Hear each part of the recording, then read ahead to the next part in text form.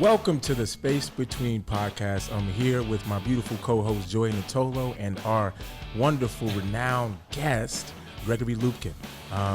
First and foremost, I want to welcome you guys with just a breath for us today. Take a breath, just to honor the moment. There we go. Greg, I did my due diligence on the research side of things, and I found so many interesting things about your life. But first and foremost, where you're from, and what's your background as far as like how did you become all these different things, and I just want to start there. Where are you from, and what's your background? Like, how did you get into all this stuff? Wow, that's going to take the whole show. Yeah, well, a bunch of different places that I traveled through on this journey started actually in Kansas City, Missouri, in the heartland of America. Mm-hmm. Grew up mostly New England and some in Michigan, so sort of a little Midwestern stabilizing of that, Eastern speed and action. And got my college degree in Scotland, right? So I can speak with a Scottish accent if you like that. It might be hard for the listeners to quite get through the thickness of that. Got a PhD at Berkeley, and that led me to my professor phase. Mm-hmm. So first career, and did that for a while. Medieval history. There's nothing less practical than medieval history. I mean, if you do poetry, you can sell it, right? Yeah. Nobody's buying medieval history. Anyway, just maybe a consultant on Game of Thrones or something. But then because it was not practical, and I had a family that I wanted to help give my children some financial stability, so I decided it was time to get a real job, and I went back to law school. So how old were you? 41. Huh. 41 years old. No, well, and you went to Harvard. 41 years old. And I went to Harvard Law School. So here's my question. What did you feel going through the process of like at 41 of like getting back into college and like going that route again? What did you feel? Well, it's like a lot of things. I mean, it's just when you have to do it, you just do it. Mm-hmm. I mean, it was a little weird because I just spent 10 years being in front of the classroom, being the guy in charge, telling everybody, what they needed to know and what to do. And then suddenly I'm one of the guys sitting in the little numbered seat, and the professor's pointing at me and saying, answer this question. And right. It's like, all right, well, let's that there's some humbleness to add into the mix. But, yeah, for sure. But no, it was just like, I wanted to get there was somewhere, I had a goal, and this was the path I had to take to get to that goal. And that was it. And, I had a lot of great classmates, and it was interesting to be there. I learned a lot of things, and I was really busy. I had to work on the side as well as everything else, 3 children in the house. So, I didn't have time to get into my head about anything, What was the most interesting job you had during that time when you were like going to law school, figuring things out? What were the jobs that you took up? Well, all the jobs I had when I was in law school actually were doing research for professors. So different things, that's like I'm digging out stuff about. I mean, the most interesting thing actually was for a professor who wanted to write a book about the origins of the American Constitution. And he had this theory about how it worked and how it developed and how it got to be the way it finally was. And because I had a history background, he trusted me to be able to do some historical research about that, which I went ahead and did and found out he was wrong. And that his theory was not correct, and I told him so. And amazingly enough, he actually accepted it and said, okay, well then the theory has to change because it doesn't fit the facts. And so I had a lot of respect for him for that. He was somebody whose politics I did not agree with at all. And I was a little bit worried that he was just going to override the facts and just go with his ideology, but in fact he had integrity. And so when he wrote, in the end, he actually got appointed to the Supreme Court of the state of Massachusetts while I was there, and he had to drop finishing the book and just made it an article. But his article, used the material that I gave him and gave me credit, and I felt like, okay, well, that was good. And furthermore, I got paid, not much, but every little bit helps when you're trying to feed your children. Trust me, I don't have kids, but I understand. Oh, yeah. I understand. Now, what led you to discovering Buddhism? Because I know that's a big part. You've been practicing Buddhism for 33 years, and that's a big part of your life and a big part of your person. So how did you discover it? Why? And like, what was a crowning moment when you like realized that Buddhism was something that you not only needed, but was something that you are just inherently a part of? Did you feel? I know that you did martial arts. Was that a bridge or a path for you to segue into? Wait, you did Buddhism? martial? You used to like what? I mean, what kind of martial arts are we talking? I practiced Aikido. Ooh. And that was in fact the bridge, and because I went through a period, I was writing my dissertation, and lots of interesting stuff happening in my life, which put that on some other podcast. Maybe go to the I dark. want side. to ask you about that. Can I ask you about that? Well, not right now. I got to finish this question first. Anyway, but I really had a deep sense that I had not lived my life in the way that I needed to go about it, that I really had to kind of reset the way I thought about what I did. And so I started exploring different things. And at some point, a friend of mine said, well, you know, it might be good to take up a martial art. That might help you kind of synchronize and align your mind and your body and your spirit. And, you know, I did some research, figured, you know, Aikido is maybe the least aggressive martial art that actually involves contact between people. You know, it's where the emphasis is not on attack, but on defense and on harmonizing your emotions Like with forward those motion? of the other person. And I thought, oh, that sounds probably like a good approach. So I'm like getting out there trying to kill people. And I shopped around, you know, looking for a place that seemed legitimate and solid, and found one that was also practicing Zen meditation as part of what they did. And I thought, yeah, they got to be legit. You know, they do Zen meditation with their Aikido. I mean, really, you know, and so it turned out that there was really serious meditation activity, and that's where I began. But it was so harsh. I mean, that particular style was so harsh. Our sensei, he was this 30-something Japanese who had like trained at Aikido World Headquarters and then come to the U.S. to bring civilization to the barbarians. And he was also this Rei Zen teacher from this really harsh Rinzai Zen tradition.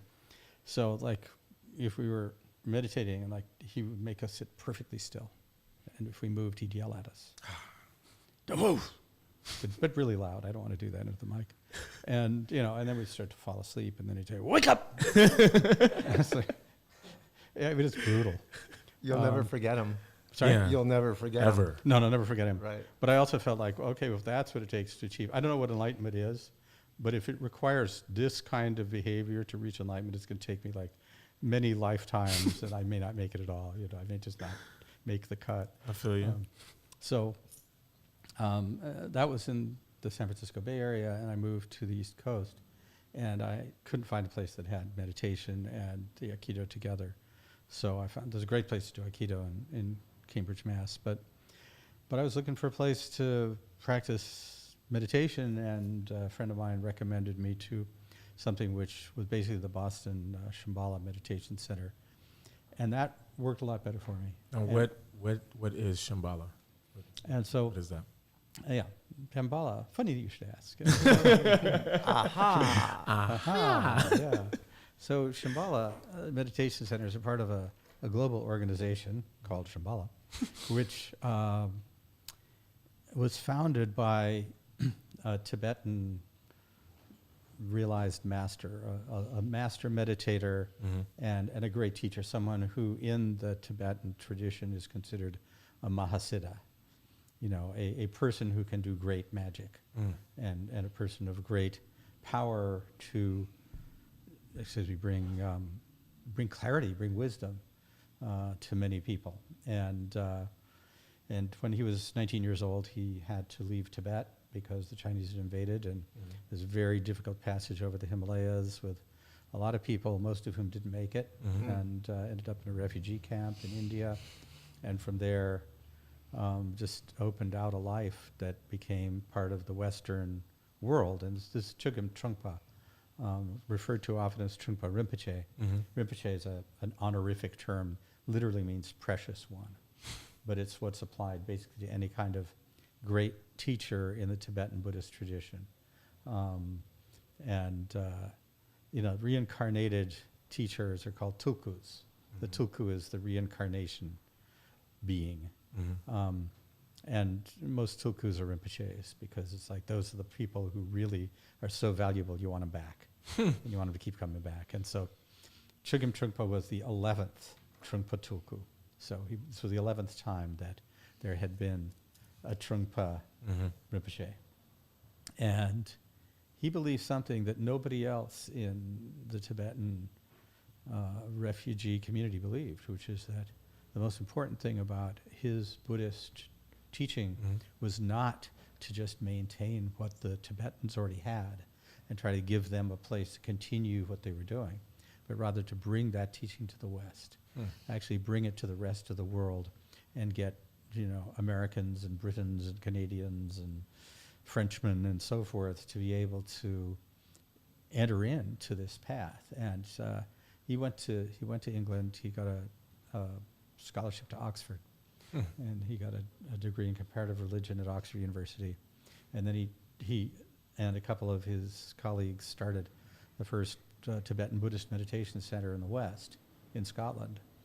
But they had a disagreement, because his colleagues felt like, no, we want this to be a center for Tibetans to come and do their thing. And he said, no, I want to teach people who live here. They're the ones who need to hear this.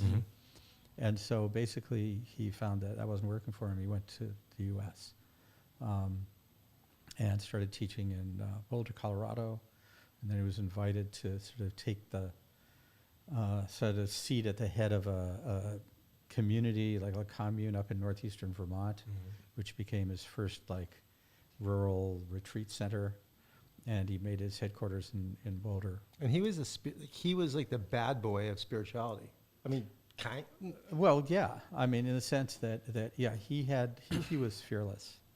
He didn't care what people thought of him. But what he did care about was he cared that people could hear what he had to say, and that it could actually penetrate to their hearts and their minds. And so he founded a community which started out being more teaching traditional Tibetan Buddhism. But after several years, he brought in teachings which were very personally important in his view, which are the Shambhala teachings. And Shambhala is it's a Tibetan legend, which was first known in the Western world under the name Shangri-La. I've heard of that. And the legend is that there's a kingdom somewhere in the vicinity of Tibet, the Himalayas, which is complete. It's like this beautiful, fertile valley area, completely surrounded by mountains, so it's really hard to invade.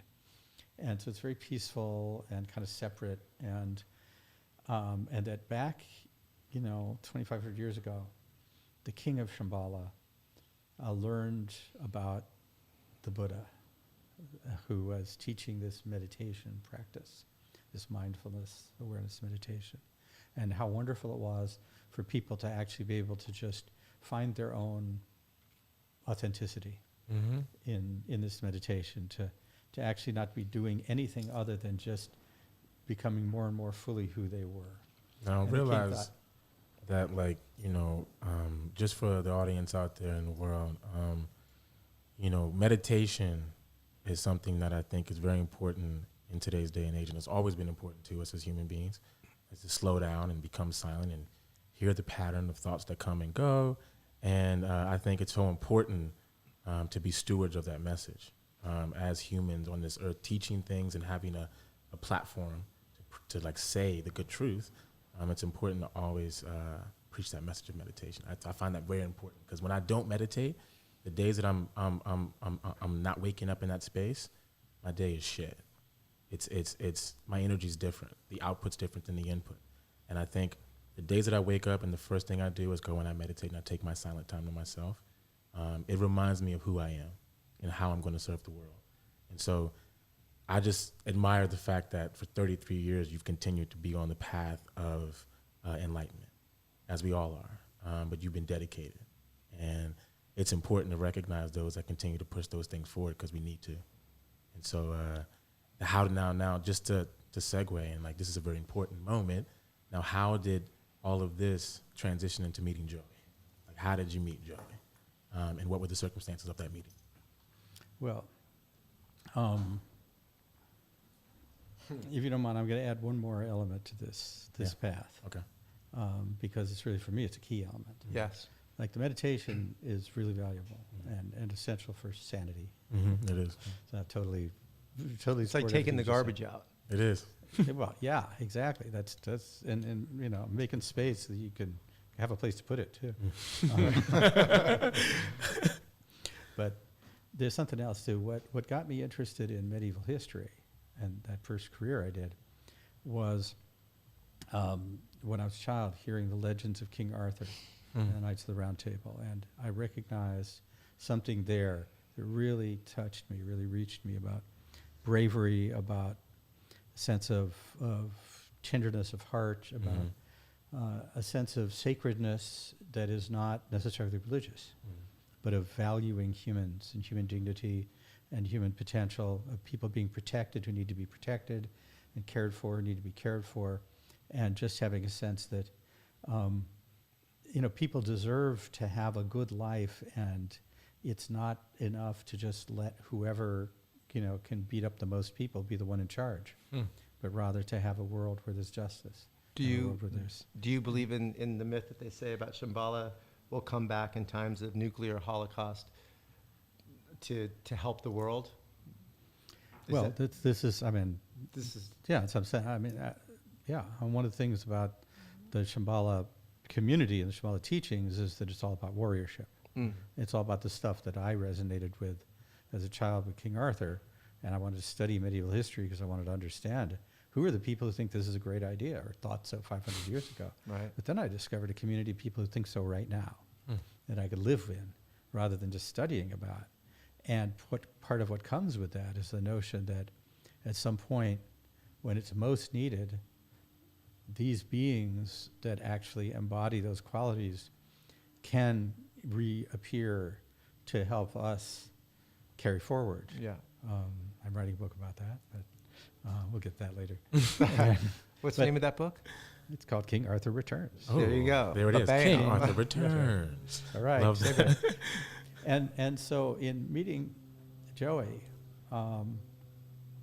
so we were introduced by a mutual friend because at the time Joey was fairly early in his path of awakening, and things were a little chaotic and extremely intense, and say he the was starting to least. get messages from, I'm not going to overplay that. I was listening. And But he's found. And, so Joey was getting some messages that my friend felt like she knew who these were coming from. Mhm. They were coming from Trungpa Rinpoche. And she felt like, well, I actually, met Trungpa Rinpoche, spent a little time while he was still alive. He died in 1987, so it was seeing a lot of it. He drank himself. Yeah, how did he? Because I've heard so many different stories about how he died. What's your version of it? Yeah, well, I mean, he did die of alcohol-related issues. That always, I've asked you about this many times because I had my own bouts with alcohol Right, and right. addiction, and I always felt that was something I did to self-medicate myself from probably incoming information, because it makes you feel scattered if you're not Yeah, no, absolutely. understanding what it is.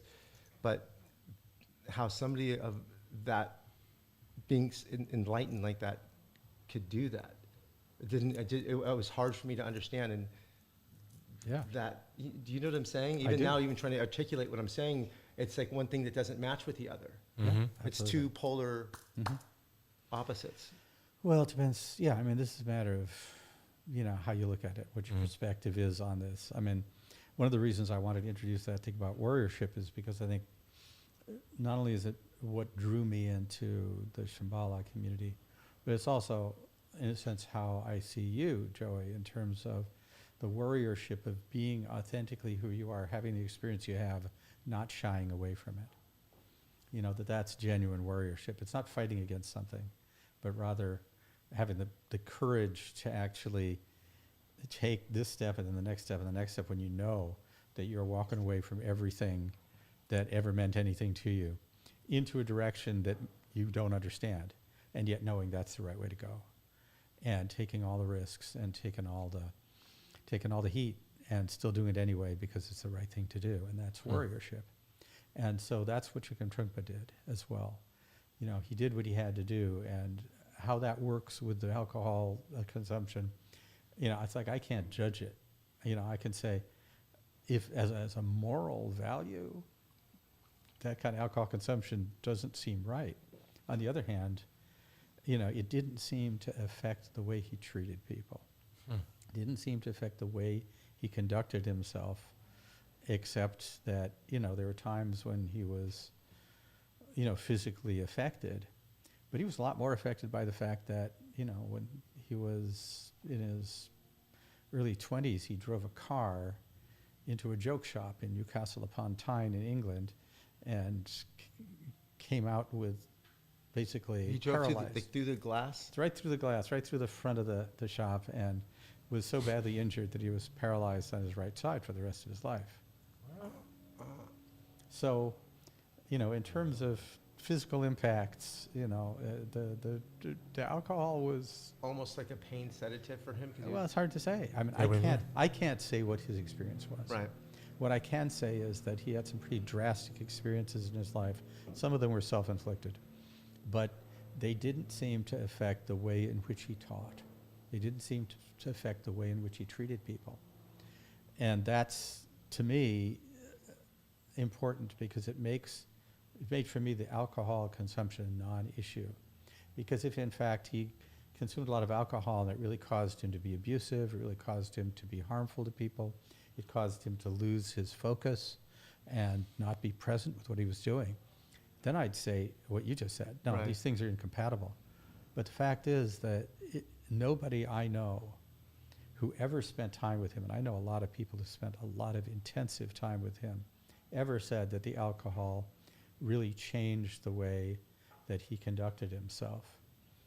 You know, Right. and so to me, it's not something that troubles me particularly, because it seems like he was able to maintain himself and keep his balance through all that. But it does raise issues, and he clearly knew it would.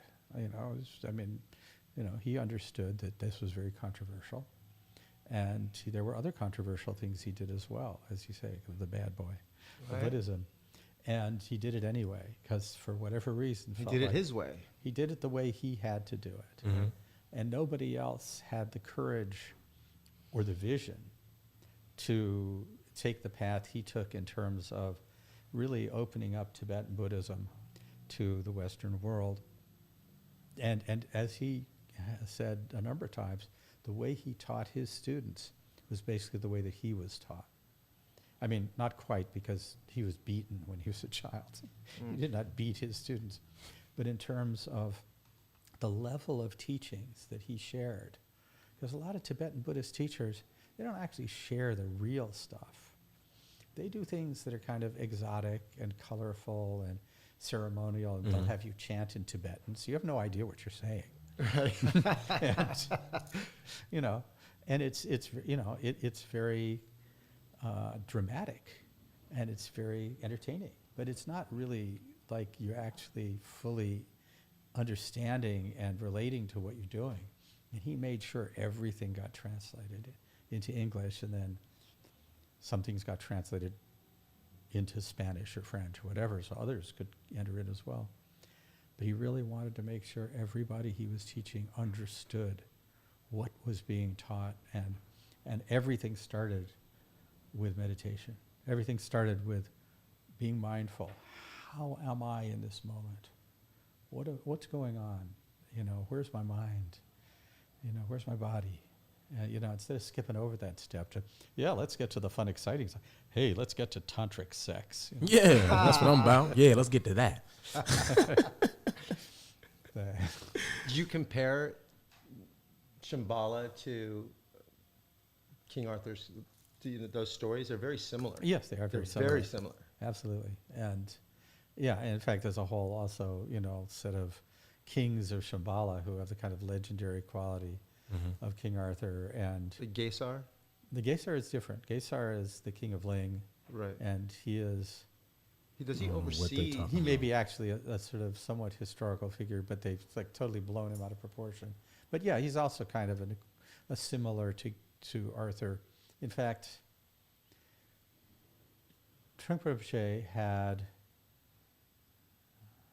to count properly, okay, anyway, he had 3 sons, biological sons. Mm-hmm. And the first of those sons is his successor as the head of Shambhala.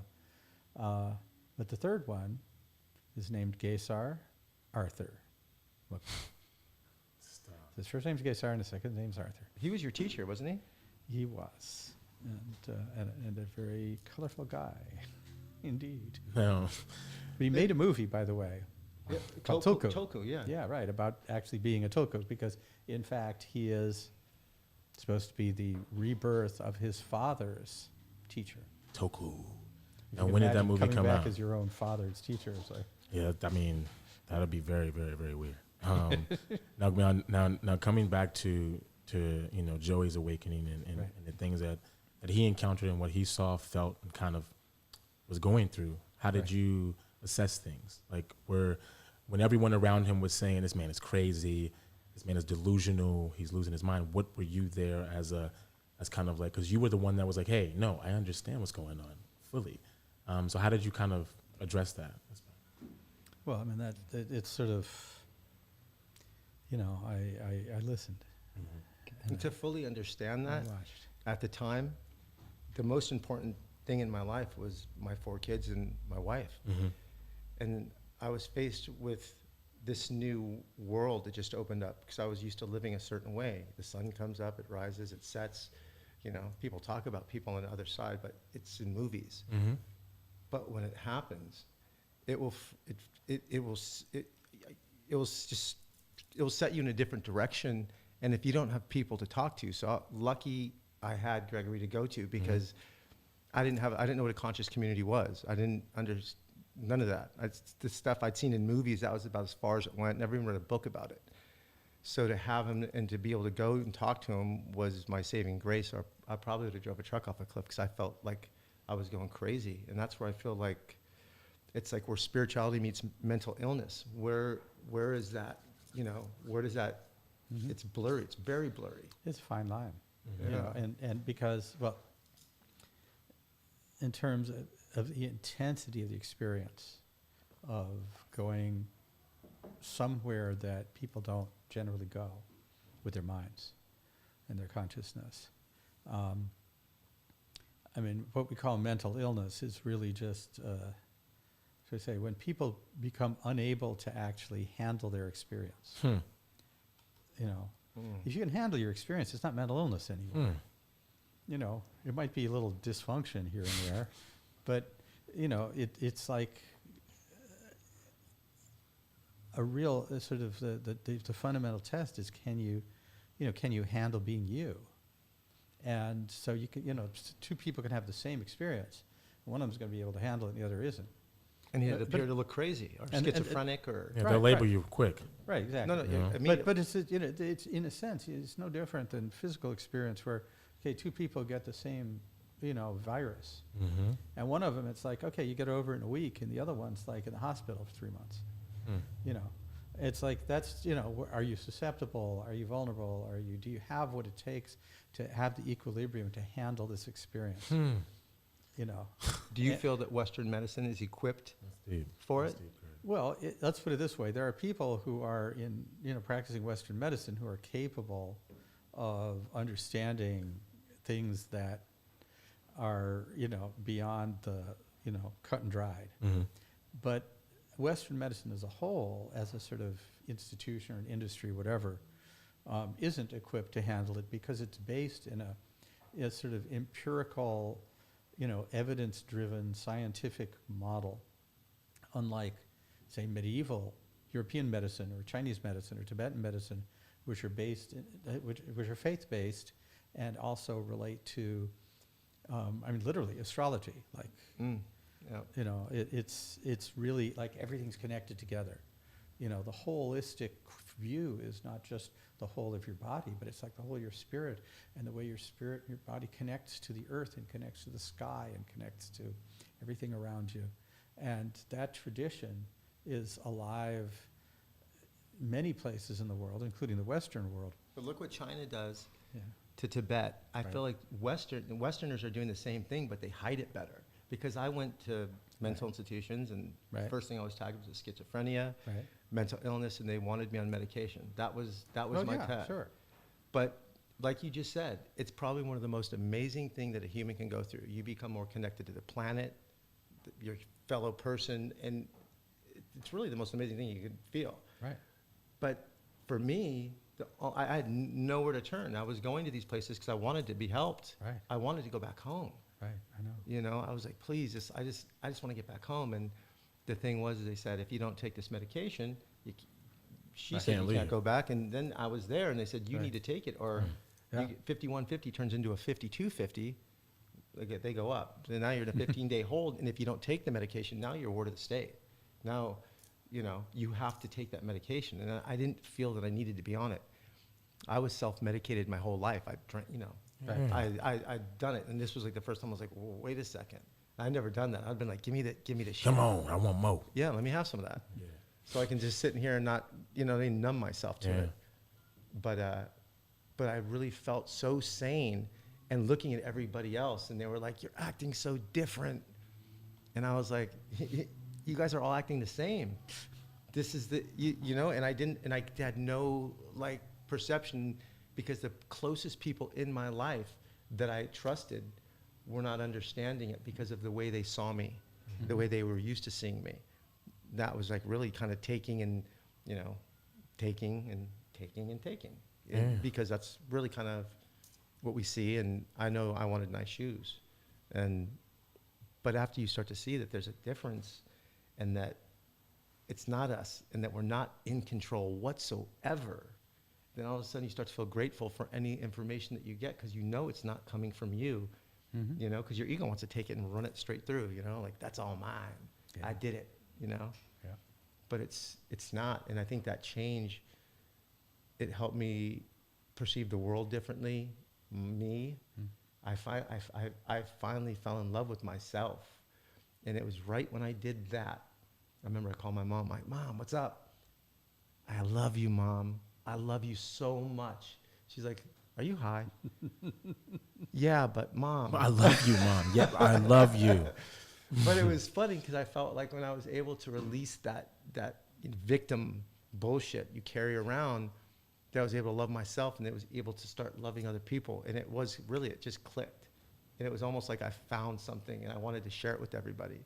But I was looking a little kooky doing it, because I was so excited, and I usually hid those feelings before, Well, it's like how I see it is that the world wants us in a box before they put us in a box. And so it's like it keeps everything exactly how the powers that be want it. Keeps us kind of in this lost story of trying to find something when everything is already inside of us. And so I think that's why I have found so much value in surrounding myself around people like a Greg Lubkin and like a Joy Nittolo, who have had such a storied life, but have found such an honest path, such a path of service. And it's like that coming to moments, those awakening moments that we have where we recognize our oneness with the world, our connectivity with every single thing that's a part of the human experience, that's a lovely feeling. And I had that feeling at Lake Powell. And it's one of those things that you can't truly control. It's like you just want to express it. And that's the freedom and the joy that comes with realizing and surrendering to the awakening process. And that's what I'm finding, because when I lost my brother, once again, I realized that there was a gift in that loss that wasn't necessarily, it was light. And I was able to understand the depth of the human experience better because I'm now going through it. And, and that really brings me to the next point of right now we're in a space and a time in industries in the world where spirituality is being almost prophetized, as far as every company is now bridging these gaps, trying to, because they see that there is a profit margin attached to it, from my perspective, and that there is something that also can be done that's positive. They see the double-edged sword. It's how Buddhism affects pop culture. Yeah, like how did And how that kind of shoots in there. Because I mean, when I think of Buddhism and when I talk to my homies and we talk about Buddhism, it's always in the lens of, oh, what's the name of a Buddhist, or this rapper's a Buddhist, or this icon's a Buddhist. And I think Rick Rubin. and like that's where we find our comfort with these disciplines, because for people who come from certain communities, there isn't an access point to some of this knowledge. There's almost like a wall, and some of it is a self-created wall, but a lot of it is already conditioned. And so we don't see like, we can do this and do that. It's like, no, you're going to do this. You're going to be this. And I think exploring the space of Buddhism is what we discussed earlier at Gratitude, and just understanding like there's such a beautiful path of oneness that exists with everyone, and a path of kind of least resistance. And like that's what we're all looking for and searching for. And in pop culture, we see that all these people we look up to. There's things undertones in movies. Everything. Like Star Wars. Everything, yeah. And so what have you seen in pop culture from being a Buddhist, that kind of like lets you know that we're going in the right direction, or that something's happening? What have you seen in your years? Well, I mean, you've already, both of you just been naming some of it, those various characters who, in music, in movies, TV and so forth, and the Star Wars underlayer. I mean, one of the things sort of jumps out if sort of some of the basic terms of Buddhism, but at least of Vajrayana Buddhism, Tantric Buddhism is the term Skywalker. Is the Luke. Translation of a Sanskrit word. Well, there's a female version and a male version. And the male version is Daka, and the female version is Dakini. And it literally means skywalker or sky dancer. Mm. And it's a certain kind of, should we say, non-physical being. It could be physical, but it's mostly non-physical, who has certain powers and inspiration. I mean, one of the things about Buddhism is that all these things, these deities, these special beings, you probably don't have a separate existence. It's Explain not that. like it's not like in Hinduism where Okay. a god is like an actual thing. And, Yeah. and no, in Buddhism it's more like it's really mostly an evocation of your own consciousness that you're looking to. Mm-hmm. If you're really unsophisticated, Buddhist, you could be saying, oh yeah, I'm, praying to the guru and to the deity and so on. I hope they all help me. But anyone who's actually entering into Buddhist practice in a deeper way, the kind of way we're talking about here, where you really begin to understand the connections between everything and doing the meditation and really beginning to get to know yourself. Mm-hmm. What you find is the point of these deities is not that it's something that's out there that's going to save you or make your life better, so much as it's in you. And that's something you were just saying earlier, that it's already in you. All you're doing is trying to make contact with that. You're trying to bring it out. And it really helps to have, the picture on the wall, so to speak. It helps to have something you can look at and say, that's what it looks like. Mm-hmm. So you can kind of find it in yourself. But, and sort of recognize it. Oh yeah, it's going to be like that. But really the bottom line is you're looking for you. And so in pop culture, as people in certain walks of life Mhm. are, if you're an entertainer, you're close to the edge. And we talked before about the edge between awakening and mental illness. Mm-hmm. Yeah, that describes like 50% of the people in Hollywood. Yeah, because I think, and it's something that, it's something you said earlier that was so, you were talking about the fact that it's easy for people in Hollywood to become channels because they're really emptying out their personalities in the characters that they play. Right. And so it's like they kind of become so open to anything. Right. And they can take them this way or that way. Yep. And I think that's why we find such psychosis Mhm. in pop culture, because they're really emptying out so much of their creativity, so much of everything into their artwork, into their craft. Mhm. And so they're left empty, like Michael Jackson was left empty. Right. And so anything came in. Yeah. And what do you think is important for us as stewards of pop culture, especially me, I'm 31. I look at myself as a pop culture steward, and you as well. I mean, you know. But Did a bit. what do you think is like something that we can use as a tool to help kind of balance that? Because I think right now we see an imbalance in pop culture of just darkness and things coming in that we don't truly, we aren't able to always understand and contain. Mm-hmm. And so what do you think is a way of helping us kind of understand how to honor these gifts that the universe and that God has given us to be these characters and to be pop culture icons? What do you think is a tool to help just balance out? Because I work with many artists. I work with Mike Posner. He's one of them. He's walking across America right now. I work with Grizz, who's a DJ, and these guys are big and famous, and they sometimes feel they have this weight to carry.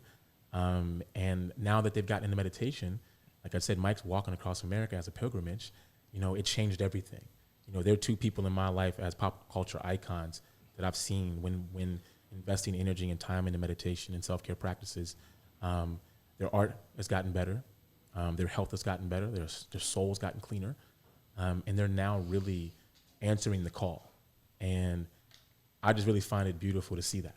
So as someone that works with these people and that's always trying to help them understand the depth of life beyond the art, what do you think is just a tool to, like I said, just balance them out? Wow, I don't know if I could be any more eloquent than that, but it's just, I think there's a lot of tools that are available. Meditation is something that anybody can use anytime that they've got a few minutes to just sit down and be with themselves. But in some ways, that's what it's all about. Once again, coming back to the notion of authenticity, being genuinely who you are, and being genuinely who we are. It means taking off all those layers of, our construction of who we think we should be. Mm-hmm. All our sense of image, all our sense of ambition and so forth that, or the things we don't live up to, the things we're running from, whatever that might be.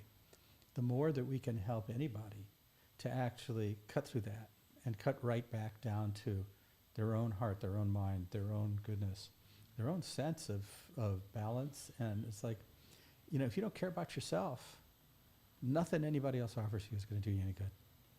Because you won't be able to tell the difference between the things that are helpful and the things that are hurtful. And so just helping people to find their own love of themselves, their own care about themselves, their own sense of being worthwhile, just, without having to add stuff. No, you don't have to be funny for us to love you. No, you don't have to be beautiful for us to care about you. No, you don't have to be brilliant for us to think you're worthwhile. And I think that's what I'm finding in social media, because once again, as a 31-year-old, social media is so relevant to my generation, and it's produced so much highs of success and also lows of pressures of being or fitting into some type of model of a human. And it's almost impossible to measure up in that world.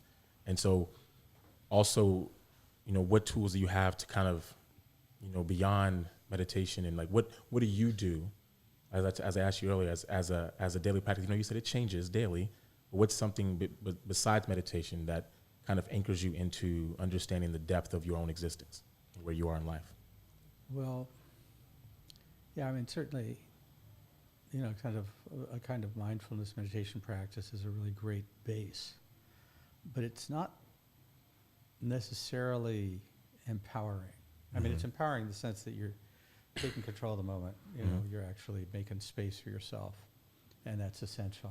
But it doesn't necessarily make you feel like you can, sort of do the next thing. It's just more like, okay, I know what's coming up. I know how I feel, and eventually you can build some confidence in that. But there are other practices that I have, that are part of the Shambhala tradition, which are not, in fact, entirely Buddhist. Some of them are from kind of the indigenous or shamanistic traditions in Tibet. And really what they have to do with fundamentally is a sense of joining the power of earth and the solidity of earth, the way in which earth holds us up, with the power of heaven and sky, and the openness, the possibility the immense energy of sky, and having those things meet in our own hearts, where we are right there at the center of that meeting of the power of the sky, the power of the earth. And any time you can bring those things together, it is so empowering and it's so centering. And there's so much of a sense of, I mean, it may or may not be dramatic. You know, you might have a lightning bolt moment, or you might just be like, oh, well, at least I can breathe out now. Mm-hmm. But there are tools like that, which are really valuable in the moment. And it's like, it doesn't take, you know, like any time at all. Like it could be like 10 seconds worth of consciousness, of openness to the sky and feeling the substance and strength of the earth, and then just bringing those together in your heart. And it's like, oh, that's, it's really strengthening the sense of spirit in us. I feel it right now. All right. Feel strong in my spirit. You know, I love the way you speak about spirituality, because it's digestible. It's not this right or wrong. It's not this yay or nay or left or right. There's just this way. Mm-hmm. And if we can all just embark upon the way, our own way, whatever that way is, and surrender into that path, I think we'll find a lot more joy in our lives. And we can share that and express that. Because that's really very important to me and into how I live my life, is that I express authentically my joy, what I'm feeling in the present moment, which could be anything. But for the most part, because of the practices that I've been hanging on to, I've been pretty joyful. And it's nice to express that sometimes. Oh, yeah. Yeah, see, he's got a smile. Joey's kind of smiling. He ain't smiling.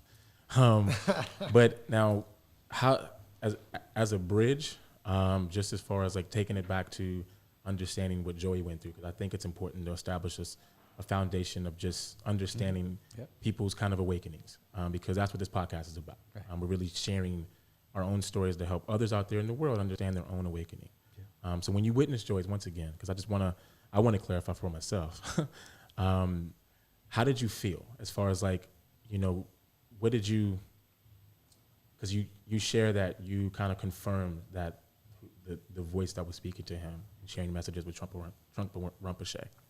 Now, how did you know that? You know, how did you have a physical sensation?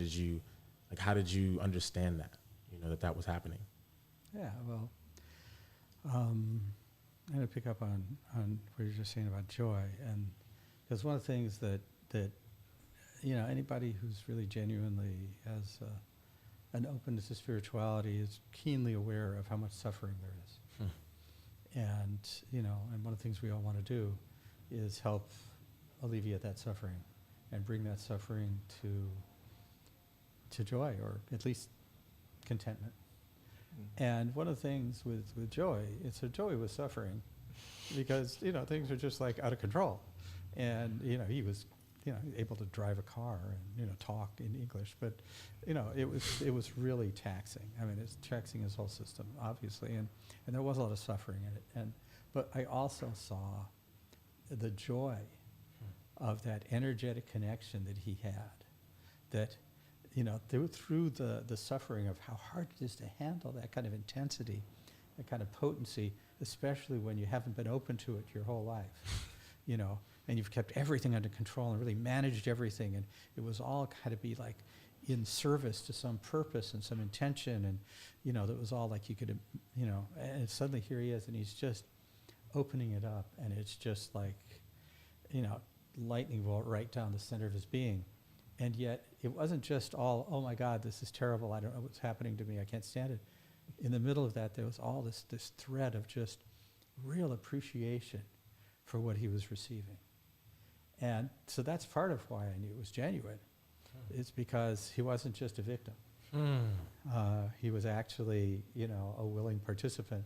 But also, in terms of specifically with Trungpa Rinpoche, although I was not somebody who spent a lot of time around Rinpoche, I did have some direct contact with him.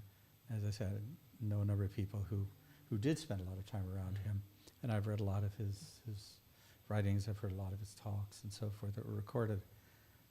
Everything that Joey passed to me that he was hearing was consistent And since I had no reason to believe that Joey was ever exposed to anything Trungpa Rinpoche wrote or said, and nobody was coaching him, he's just spontaneously experiencing this and then sharing what's coming through to him.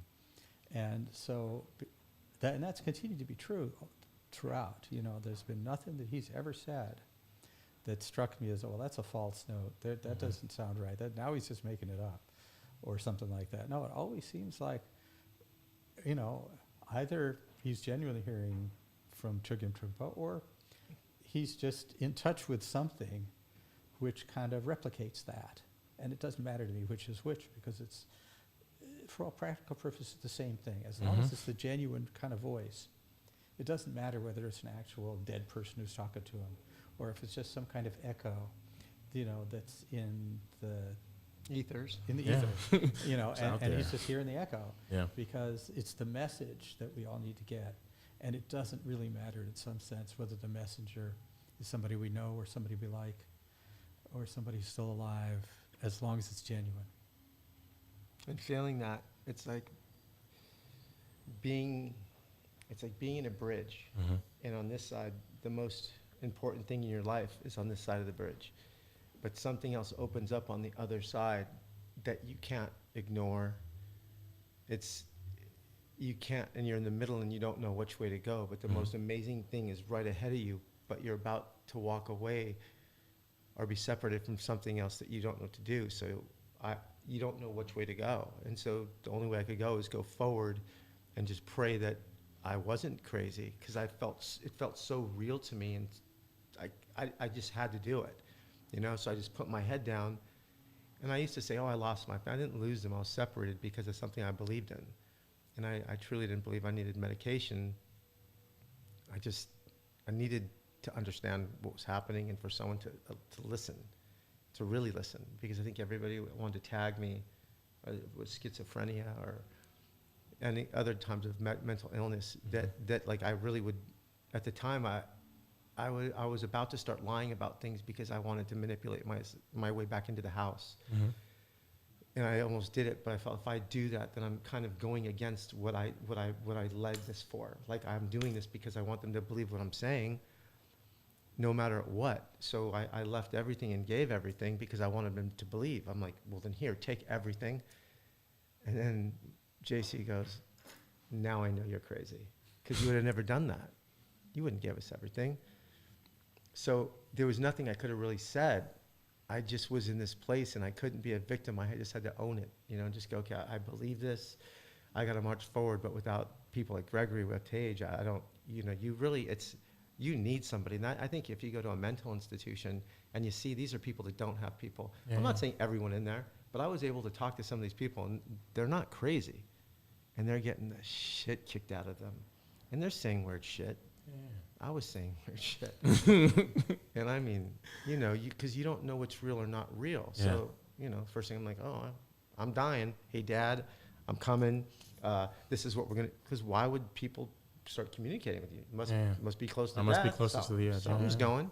So you go, your mind takes you through all these things the way your mind will. Everyone's different. There's a different lens, so it will start to create what it thinks is happening. So a lot of the times I would actually look up to the right as if somebody was there and start talking up in the air. Do you remember? I would look up like this, and then I would do these hand signals. Like even now I do it. And I didn't know, but it just felt so normal to me. Mm-hmm. So I had to start hiding that. And then I started doing hand mudras. And when I did, I'd start seeing images, and I get goosebumps, and my wife's like, what are you doing with your hands? And so I had to start sitting on my hands at home. I'd just sit on them because I'd start doing these mudras, and I didn't know, but I would start to feel, I would get hot everywhere. I'd get goosebumps, and I didn't know what it was. I thought it was a sign language of some sort. And so finally I just said, fuck it. I was just walking through Malibu with mudra, just going for it down the street, and they're like, there's the crazy dude. And I didn't know to own crazy or not, but I just felt like I'm just going with it. I just got to go. And I remember I took that Patagonia bag and I left. I never went back home. And that was in the middle of the bridge, is going like, I knew at that point, I'm not going back there. Not like this, not the old Joey. Yeah. Gone. And And I felt like like Gregory explained, it really was the most amazing feeling you could have. But you're about to lose something that's so important, and you're torn, and you're like, how do I get to that side? Well, it's. I mean, having been a participant in Joey's story, and seeing all the elements that come along with trying to understand your own awakening, it can be hard. I mean, I think about the homelessness. I think about the homeless people on the street right now. I think that some of these people are some of the most enlightened beings that we have on this earth. But because they didn't have a community of support to actually understand their own enlightenment or help them direct towards some type of reference point to help them understand, when they are labeled crazy, they label themselves crazy, and now they're on the streets acting out that expression. And it's hard sometimes because I'm a deep empath. I learned this recently because I finally got into astrology. Everybody get into astrology, it's beautiful. My rising is in Cancer, so I'm an empath. You know, I'm really like Joey. We're both empathic. We want to see equality around the world, and that's something that we should all share. We should all share in that regard. Because, We all can. Yeah, we all can, and I feel like that's what Buddhism's about. That's what Kundalini is about. It's about an energy that we can share collectively, that we all have and that we all know, and it's just coming back to that knowing. As a reference point for everything. It's like I really have become aware of the disciplines that help us come back to that knowing. And I think having practiced Kundalini, done massive amounts of yoga, and also have dabbled in and out of certain Buddhist circles or teachings, it's apparent that there is oneness around us. There is something that we can come in contact with that helps us understand this whole life thing way better. And that's what we're here for. That's why we're doing this. That's why the space between exists, because it is that space between heaven, man, and earth. Like that's what we're dancing between. It's that balance. It's that balance, you know. And I think it's a dance, and we have to be able to kind of be flowy and fluid. And that's what I'm learning from just listening to all you guys today, is that there's a fluidity that we have to establish in our existence that allows us to have these lessons and downloads. Because if we get rigid into these structures, we'll lose our channel. We'll lose that kind of tapped in channel. And so as just something to kind of capture all of the energy of today's moments and today's conversations, I would love to get just a final quote, because Rose told me something beautiful that you said to her. I don't even know, it was about past and future, and I just want to hear it. It was. I don't know exactly what it was she said, but it was so spot on. I wrote it on my hand. But please, can you just share the quote? I just want to hear what it is, because Yeah, really. I'd like to hear it too. Trouble is, so the best things I say, they just come out. So it's not like I planned them. So it's like, oh, did you record that? But I think what it may have been is just the idea that we come from our past, mm-hmm. and everything we do is coming out of the past. Like this is just, in some ways, this is just like, it's obvious when you see it this way. Like it all comes out of the past, and we're in the present. We can't help. That's all we got. Is this moment, and this moment is the present. But we're always facing in the direction of the future. If in fact we're doing this in a way that is likely to work. Mm-hmm. But so many of us are actually kind of turned around, and we're facing toward the past, and we keep trying to plan for what happened already, and we're remembering the future. We're remembering all the things that we want to do. We're remembering all the things we have ambitions for. It's sort of like, oh yeah, when I'm this, it'll be like this, and it's just like like you got a whole memory of all the times when I was like enlightened, or I got $1 billion or whatever it is, and it never happened, and it's probably never going to happen, especially if you're like backing into it. We got to go into the future, facing forward, and bring our past with us, because we can't get away from it. It's like every single cell in our body carries all of our ancestors. I mean, you think about it, it's just amazing. It's like literally every single one of your ancestors is in your body right now with your DNA. And if you know who they are, Yo, I'm back. it's like, and you can draw on that. Yeah. you know, it's like all those generations, all those thousands of years that got you here. And here you are in this moment, alive. And then there's all the possibilities of what's coming next. You make it sound so exciting. You do. I'm like, let's go right now. I'm ready. Exactly. Let's roll. Well, you know, I think that's the quote right there. I'm not going to say anything. I don't have a quote. I think that this has been such a beautiful opportunity to share space and time with you, and to hear your amazing and eccentric story about just life. Having lived for now 67 years. Yeah. On this earth, which 37? What'd you say? is Yeah, we'll go with 42. But having been here and lived a life of almost like a fairy tale out of a book, I think it's amazing to have heard in person some of these stories that connect me to what I research, but also just understanding that, like I told you before, the path of enlightenment is so wide. It's so open to us every single day at every moment. And it's up to us to choose to take the journey. And to continue to choose to take the journey is like very courageous. And that's that warrior. And like my homie Posner said this today as he's on his 30th day of his walk across America, which is crazy to me. But he said that it's not about being happy all the time. That's not what life's about. It's about showing up. And often, you know, you show up sometimes in the murk, in the mud of your life. And that's what provides for the next space or the next kind of moment of joy that you can have. It's not about always trying to attach yourself to this, you know, this happiness or this joy or this state of being. No, it's like if you can show up in every situation as yourself authentically, then I think you can provide yourself a larger territory to be happy with. And that's what I've noticed. And that's what you guys today have helped me with. But I just think as a last point of this show, of this episode, I want us all to just finish off with a collective Shambhala. Can we just say Shambhala? Shambhala. Shambhala. And I'd like to say Hi, Shambhala. to you, Gregory, thank you as a friend. Thank you for your warriorship. And I don't even know what I would do without you, seriously. Because there were so many times when that got so difficult, those turns, and I'm not trying to play victim, but just saying that by having that fountain of information to go to, and it helped me with my life.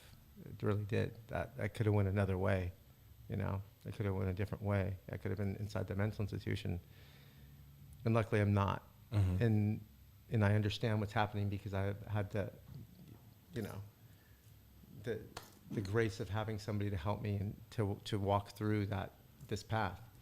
And it's not easy. It's not hard. It's beautiful. It's different. It's different for everybody.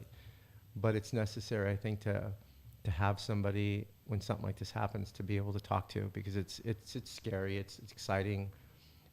It's different, but it's important. It's really important, I feel, and thank you. You're very welcome. I want a handshake too. Give me that little hand. Yeah. Bam. Yeah. Well, Satnam. Satnam, guys. Well, that's today's show. We got to go. We got to get out of here. We got to do something else. No, but today was amazing. Once again, Jacy Cunningham, your co-host of the Space Between podcast. Joey Nittolo. And Gregory Lubkin. ooh, Greg got a little sultry voice there, Greg. Gregory Lubkin. And we just want to say thank you guys for listening. And Thank you. Satnam. Satnam. See you soon.